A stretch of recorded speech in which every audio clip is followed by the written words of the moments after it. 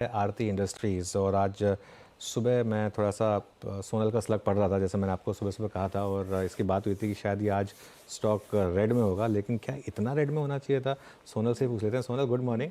12% नीचे, क्या कहा मैनेजमेंट ने ऐसा जो मार्केट को पसंद नहीं आया और इतना स्टॉक गिरा? Good morning Anuj. एंड आपको याद होगा हम ये बारे में बात कर रहे थे कि ये सिक्वेंशियल रिकवरी, आरती इंडस्ट्रीज एक कंपनी थी जो केमिकल सेक्टर में सिक्वेंशियल रिकवरी देख रही थी, एंड ये हुआ बाकी केमिकल्स कंपनी से पहले।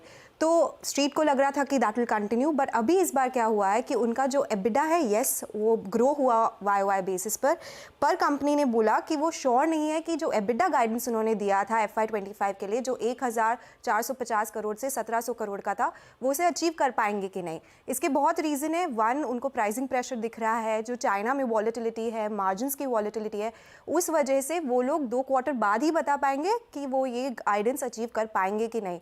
इस वजह से स्ट्रीट थोड़ी घबराई हुई है कि क्या आगे जाके ग्रोथ होगी, जैसे 4 क्वार्टर से कंपनी देख रही है क्वार्टर ऑन क्वार्टर।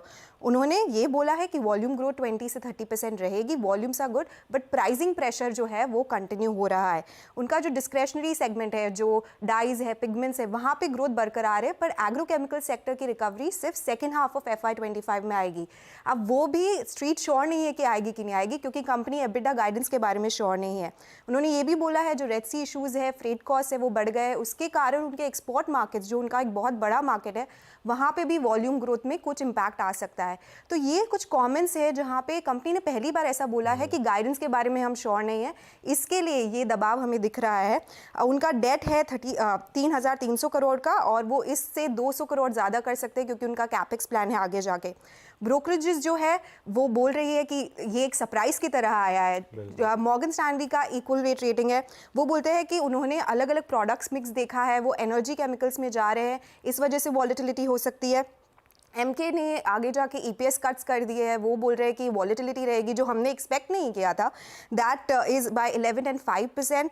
नुवामा बोल रहा है कि वो टारगेट प्राइस रेस कर रहे हैं, बट क्योंकि रोल ओवर हुआ है, बट वो भी सरप्राइज में है कि एबिडा गाइडेंस के बारे में ये जो मैनेजमेंट ने बोला है वो एक्सपेक्ट नहीं किया था। तो ये एक सरप्राइज आया है कि मैनेजमेंट बोल रहा है हमें पता नहीं हमारा गाइडेंस हम अचीव करेंगे कि नहीं। फर्स्ट कंपनी जिसने पॉजिटिव साउंड किया था, लेकिन फर्स्ट कंपनी जिसने नेगेटिव साउंड नहीं किया है, क्योंकि पोजीशनिंग उस हिसाब से बन गई थी यहाँ पे। और FY25 सोचा था कि it will be an improvement, but वो अब नहीं हो पाएगा इस कंपनी के लिए। चलिए सोनल, बहुत बहुत शुक्रिया ये पूरी की पूरी जानकारी पर्सपेक्टिव में रखने के लिए। और सुबह एक्चुअली मैंने रेड लिया था क्योंकि आपका मैंने स्लग पढ़ा था, तो मुझे लग रहा था कि ये शायद आज रेड में होगा, लेकिन जैसे इतना रेट 12% नीचे यहाँ पर। चलिए अब एक काम करते हैं, अब 4 का